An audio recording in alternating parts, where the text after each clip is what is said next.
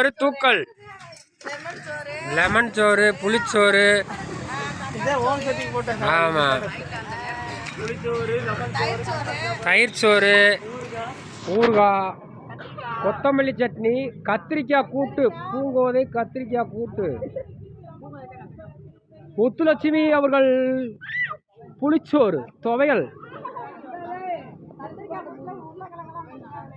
உருளைக்கிழங்கு, என்னென்ன போட்டிருக்காங்க. பூரா இருக்க எண்ணெயை பூரா அள்ளி ஊற்றிட்டாங்க. கை கழுவவே வேண்டியதில்லை.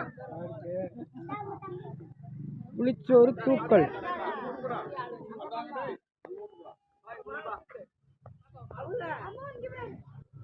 அந்த 3 பேரை பாருங்க. அந்த 3 பேர் ஒரு டீமு அங்க இருக்காங்க பாருங்க. அவங்க தான் முக்கிய புள்ளி. முத்தம்மாள்,